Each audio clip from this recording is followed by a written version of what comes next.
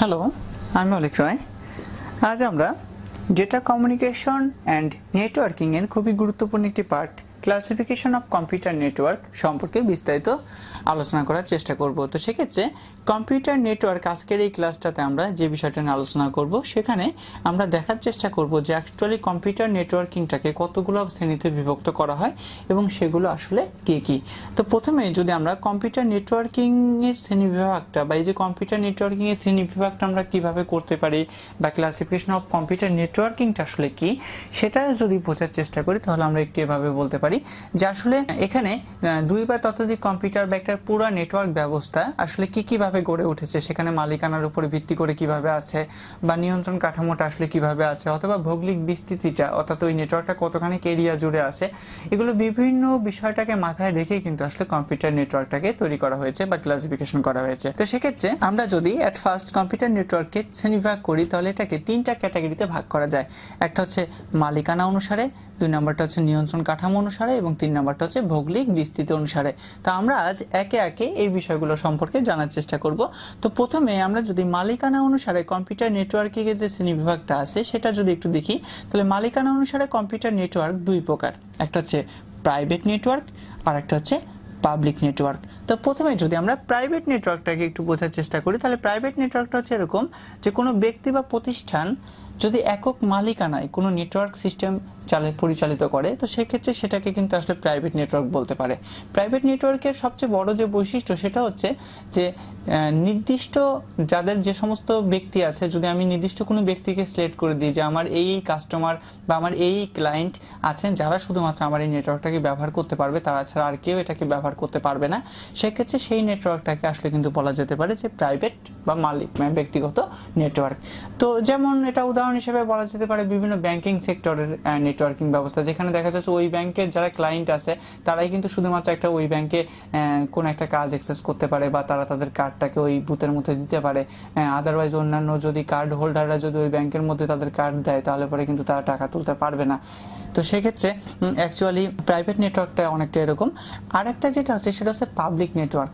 Public নেটওয়ার্কটা হচ্ছে এরকম যেখানে আসলে নির্দিষ্ট কোনো ব্যক্তিবর্গকে শ্রেণীবিভাগ করা থাকে না, যে কোনো ব্যক্তি বা যে কোনো প্রতিষ্ঠান চাইলে পরে ওই নেটওয়ার্কটাকে ব্যবহার করতে পারে এবং সেটা কিন্তু আসলে আমাদের পাবলিক নেটওয়ার্কের অন্তর্ভুক্ত বলা যেতে পারে। যেমন আমাদের মোবাইল ফোন সার্ভিসটা হতে পারে, তারপর হতে পারে হচ্ছে ইন্টারনেট, যেখানে কিন্তু আসলে দেখা যাচ্ছে যে খুশি সেই কিন্তু এটাকে অ্যাক্সেস করতে পাচ্ছি নির্দিষ্ট কিছু মাসিক ফি বা নির্দিষ্ট কিছু টাকা পেমেন্টের মাধ্যমে।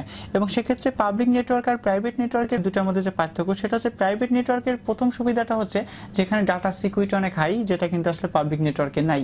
কারণ পাবলিক নেটওয়ার্কে যে কেউ চাইলে পরে অ্যাক্সেস করতে পারে এবং তারা কিন্তু সেই ডাটাটাকে দেখতে পারে, বাট সেটা প্রাইভেট নেটওয়ার্কে সম্ভব না। আর একটা বড় সুবিধা হচ্ছে যে প্রাইভেট নেটওয়ার্কে সেটা হচ্ছে যে এখানে ডেটার ট্রান্সফার গতি বা ডেটার যে স্পিড যেটাকে আমরা ব্যান্ডউইথ বলে থাকি সেটা কিন্তু অনেক হাই। এবং এখানে দেখা যাচ্ছে যে যারা নির্দিষ্ট কাস্টমার থাকে প্রাইভেট নেটওয়ার্কে তারা কিন্তু খুব ভালো ডাটা স্পিড পেয়ে থাকে। পক্ষান্তরে পাবলিক নেটওয়ার্কটা একই সঙ্গে অনেকেই ব্যবহার করে বলে ডেটার স্পিডটা কিন্তু আসলে প্রাইভেট নেটওয়ার্কের মতো অতটা ভালো পায় না, এটা বলাই যেতে পারে। তো আমরা আশা করি মালিকানা অনুসারে যে প্রাইভেট নেটওয়ার্ক এবং পাবলিক নেটওয়ার্ক এই শ্রেণীবিভাগটা বুঝতে পেরেছি। দেন আমরা যদি নিয়ন্ত্রণ কাঠামো বা কন্ট্রোল সিস্টেমের উপর বেসিস করে কম্পিউটার নেটওয়ার্কটাকে বোঝার চেষ্টা করি তাহলে বলা যেতে পারে যে নিয়ন্ত্রণ কাঠামো হিসেবে কম্পিউটার নেটওয়ার্ক বেসিক্যালি দুই প্রকার, একটা হচ্ছে সেন্ট্রালাইজড নেটওয়ার্ক, একটা হচ্ছে ডিসেন্ট্রালাইজড নেটওয়ার্ক। তো যদি আমরা সেন্ট্রালাইজড নেটওয়ার্কটাকে একটু বোঝার চেষ্টা করি, সেন্ট্রালাইজড এই কথাটার অর্থ হচ্ছে যে একটি নির্দিষ্ট নিয়ন্ত্রণ থাকবে যেটার উপর, অর্থাৎ দেখা যাচ্ছে যে একটি নির্দিষ্ট ওয়ার্ক স্টেশন দেখা যাচ্ছে যে অনেক একটা বিশেষ নেটওয়ার্ক ব্যবস্থাকে পরিচালিত করছে, সেক্ষেত্রে একটি কম্পিউটার বা একটি পিসির মাধ্যমে আমরা কি করতে পারি একটা পুরো নেটওয়ার্কটাকে পরিচালনা করতে পারি এবং ওই পিসি থেকে বা ওই সার্ভার বা ওয়ার্ক স্টেশন থেকে যাবতীয় কম্পিউটার ইনস্ট্রাকশন পাঠানো হচ্ছে এবং যাবতীয় নিয়ন্ত্রণ ব্যবস্থা কিন্তু একটা মাত্র পিসির মাধ্যমেই নিয়ন্ত্রিত হচ্ছে। সেই ক্ষেত্রে কিন্তু আমরা সেটাকে বলতে পারি সেন্ট্রালাইজড নেটওয়ার্ক।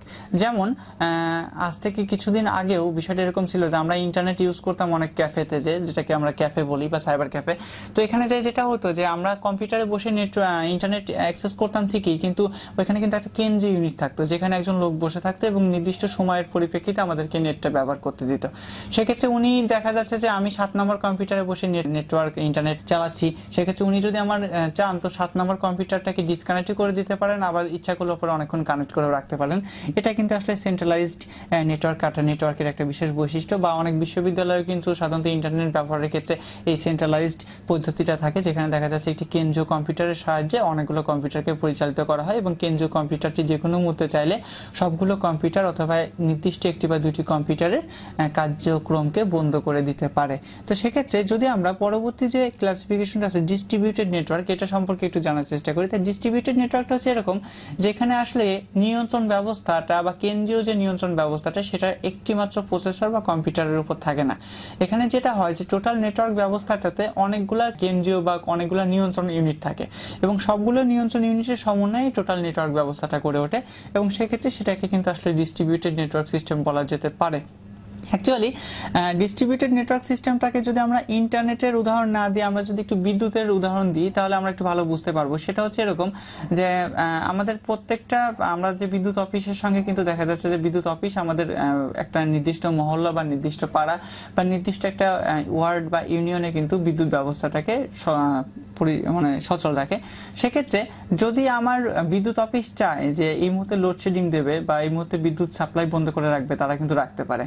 সেক্ষেত্রে আমার পার্শ্ববর্তী বা নিকটবর্তী যে বিদ্যুৎ অফিসটা আছে তারাও কিন্তু আমার বাসাবাড়ির বিদ্যুৎটাকে নিয়ন্ত্রণ করছে।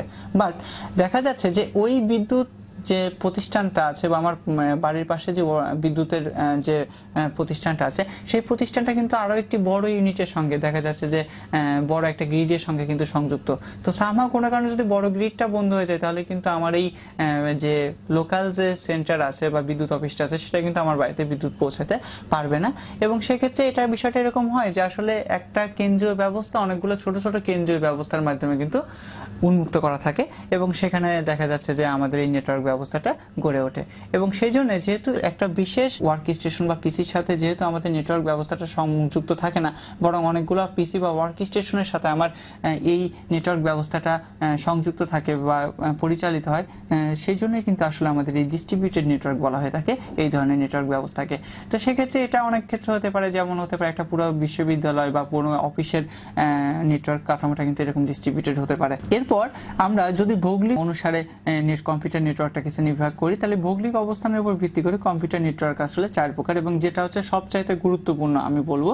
তো এই যে 4 প্রকার আছে তার মধ্যে প্রথম যেটা আছে সেটা হচ্ছে ল্যান, লোকাল এরিয়া নেটওয়ার্ক, যেটাকে আমরা উপরে লিখেছি। পরবর্তীতে আছে প্যান, যেটা হচ্ছে পার্সোনাল এরিয়া নেটওয়ার্ক।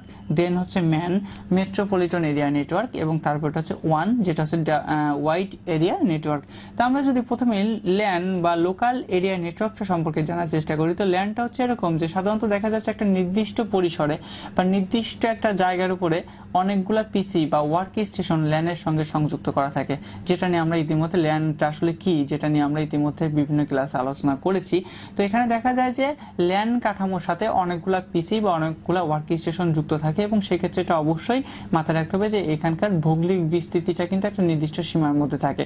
সেটা হতে পারে দেখা যাচ্ছে 100 মিটার, 150 মিটার বা 200 মিটারের মধ্যে এটা কিন্তু হয়ে থাকে। এবং সেক্ষেত্রে এই কাঠামো ব্যবস্থাটাকে সাধারণত ল্যান কাঠামো বা ল্যান নেটওয়ার্ক বলা হয়ে থাকে। সাধারণত বিভিন্ন বিশ্ববিদ্যালয়ের বিভিন্ন ডিপার্টমেন্ট বা স্কুল কলেজের শ্রেণীকক্ষে ল্যান নেটওয়ার্কটা সংযুক্ত করা যেতে পারে। দেন আমরা যদি প্যান বা পার্সোনাল এরিয়া নেটওয়ার্কটাকে বোঝার চেষ্টা করি, তো প্যান হচ্ছে আসলে ল্যানের খুবই ক্ষুদ্র সংস্করণ, অর্থাৎ পার্সোনাল বলতে বোঝাচ্ছে যে খুবই ক্ষুদ্র একটা এরিয়া, এবং সেটা সাধারণত হতে পারে 10 মিটারের মধ্যে, এটা হতে পারে। তো 10 মিটারের মধ্যে দেখা যাচ্ছে একটা এরিয়া যেখানে দেখা যাচ্ছে যে একটি বা দুইটি বা তিনটি কম্পিউটার একটা বিশেষ নেটওয়ার্কের সাথে সংযুক্ত, সেই ক্ষেত্রে সেটাকে কিন্তু আসলে বলা হয়ে থাকে প্যান বা পার্সোনাল এরিয়া নেটওয়ার্ক। এবং আমি আরেকটা কথা অবশ্যই বলবো যে ভৌগোলিক বিস্তৃতি অনুসারে আমাদের যে নেটওয়ার্ক ব্যবস্থা, এই নেটওয়ার্ক ব্যবস্থাটা কিন্তু আসলে একটা নেটওয়ার্ক কতখানি এরিয়া ধরে বিস্তৃত তার উপর ভিত্তি করে তৈরি করা হয়েছে। দেন আমরা যদি মেট্রোপলিটন এরিয়া নেটওয়ার্ক বা ম্যান সম্পর্কে আলোচনা করি তাহলে আমরা এটাকে একটু এভাবে বলতে পারি ম্যান মেট্রোপলিটন। আসলে মেট্রোপলিটন কথাটা কোথায় ইউজ করা হয়, যেমন আপনারা দেখবেন যে আমাদের ঢাকা শহরটাকে অনেক সময় কিন্তু বলা হয়ে থাকে মেট্রোপলিটন শহর, অর্থাৎ বড় বড় শহরের ক্ষেত্রে এই মেট্রোপলিটন কথাটা ইউজ করা থাকে। মাঝে মাঝে আমরা দেখি বিভিন্ন জায়গাতে যখন আমাদের ঢাকা শহরের পুলিশ বাহিনী নিযুক্ত থাকে তখন তাদের যে জ্যাকেটের সাথে লেখা থাকে ঢাকা মেট্রোপলিটন পুলিশ, এবং অ্যাকচুয়ালি মেট্রোপলিটন কথাটা ইউজ করা হয় বড় বড় শহরের ক্ষেত্রে। তো ব্যবস্থা, যদি এমন কোনো নেটওয়ার্ক ব্যবস্থা আমরা তৈরি করতে পারি যেটা একটা পুরো শহরকে কাভারেজ করতে পারে বা একটা শহরের মধ্যে পুরো নেটওয়ার্ক ব্যবস্থাটা পরিচালিত হতে পারে, তাহলে পরে সেটাকে কিন্তু আসলে মেট্রোপলিটন এরিয়া বলা যেতে পারে। তবে মেট্রোপলিটন এরিয়ার ক্ষেত্রে বলা যেতে পারে এখানকার ডেটা স্পিডটা সাধারণত ল্যান বা প্যানের চাইতে কিছুটা কম হয়, এবং সেক্ষেত্রে দেখা যাচ্ছে যে আমাদের অনেক সময় ডেটা ট্রান্সমিশন ডিলেটাও হতে পারে। অ্যাট লাস্ট আমরা যেটা দেখবো সেটা হচ্ছে যে ওয়াইড এরিয়া নেটওয়ার্ক বা ওয়ান। তো প্রশ্ন হচ্ছে যে এই যে ওয়াইড এরিয়া নেটওয়ার্ক, এই ওয়ানটা আসলে কি? ওয়াইড এরিয়া নেটওয়ার্ক এটা অ্যাকচুয়ালি মেট্রোপলিটনের চাইতেও বড় এরিয়াটাকে চিন্তা করা হয়। যেমন যদি আমি পুরো বাংলাদেশটাকে চিন্তা করি, যে আমি চিন্তা করলাম যে পুরো বাংলাদেশের মধ্যে একটা নেটওয়ার্ক ব্যবস্থা আছে, তাহলে সেটাকে ওয়ান বলা যেতে পারে। যেমন এই মুহূর্তে গ্রামীণ বা বাংলালিংক আমাদের যে মোবাইল অপারেটর কোম্পানিগুলো আছে, তাদের দেখা যাচ্ছে নেটওয়ার্ক ব্যবস্থা কিন্তু প্রায় পুরো বাংলাদেশ জুড়েই বিস্তৃত। সেক্ষেত্রে এই নেটওয়ার্ক ব্যবস্থাটাকে কিন্তু আমরা ওয়ান বলতে পারি। আবার সেটা যে শুধু একটা নির্দিষ্ট দেশের মধ্যে হতে হবে তা নয়, তেমনটা হতে পারে যে পুরো একটা বিশ্বের সাথে কানেক্টেড। সেটাও যদি হয় তাহলে পরে সেটাও কিন্তু আমরা বলতে পারি যেটা আমাদের এই নেটওয়ার্ক ব্যবস্থাটা ওয়ান সিস্টেম। এবং সেক্ষেত্রে দেখা যাচ্ছে যে আমরা প্রতিনিয়তই ঘরে বসে ইন্টারনেট ব্যবহার করছি এবং ইন্টারনেটে গুগলের মাধ্যমে আমরা দেখতে পাচ্ছি যে কোনো দেশ বিদেশে যে কোনো খবরাখবর বা যে কোনো প্রতিবেদনকে আমরা কিন্তু সার্চ করে খুঁজে বের করতে পারছি, বা আমরা ঘরে বসে যে কোনো দেশ বিদেশের নেটওয়ার্ক সিস্টেমটাকে বা কমিউনিকেশন রক্ষা করতে পারছি। দেশের বাইরেও কিন্তু আমরা মাঝে মাঝে দেখা যাচ্ছে যে বিভিন্ন ধরনের কমিউনিকেশন রিলেটেড কাজ, এবং যেমন হচ্ছে আমাদের মেসেঞ্জারে কথা বলা, দেন হচ্ছে ভাইবারে যোগাযোগ করা, হোয়াটসঅ্যাপে যোগাযোগ করা, এরকম বিভিন্ন ধরনের কাজ কিন্তু আমরা করে থাকছি এবং সেটার ক্ষেত্রে কিন্তু আমাদের নির্দিষ্ট কোনো সীমা বা রেঞ্জের প্রয়োজন হচ্ছে না। তো সেটা কিন্তু আসলে আমাদের ওয়াইড এরিয়া নেটওয়ার্কের একটা বড় বৈশিষ্ট্য বলা যায়। তবে ওয়াইড এরিয়া নেটওয়ার্কের ক্ষেত্রে এখানে যেহেতু আমাদের কি হচ্ছে অ্যাট এ টাইমে অ্যাক্সেস বা নেটওয়ার্কটা অনেক বেশি, ব্যবহারকারীর সংখ্যা অনেক বেশি হচ্ছে, তার ধরুন এখানকার বিষয়টা কিন্তু কিছুটা ওইরকম যে এখানে ডেটা ট্রান্সমিশন স্পিডটা মাঝে মাঝে ডিলে হতে পারে, ডেটা সিকিউরিটিটা অনেক কম থাকে, যেটা কিন্তু ল্যান বা প্যানের চাইতে অনেক বেশি হয়। আর একটা বিষয় হচ্ছে যেহেতু ওয়াইড এরিয়া নেটওয়ার্কটার ক্ষেত্রে বিস্তৃতিটা অনেক বেশি, সেক্ষেত্রে বলা যেতে পারে এটার সার্কিট ইনিশিয়ালাইজেশন করা বা সার্কিটের ব্যয়ভার সেটা কিন্তু ল্যান বা প্যানের চাইতে অনেক বেশি হবে, যেটা মেট্রোপলিটন এরিয়া নেটওয়ার্কের ক্ষেত্রেও কিন্তু বলা যেতে পারে।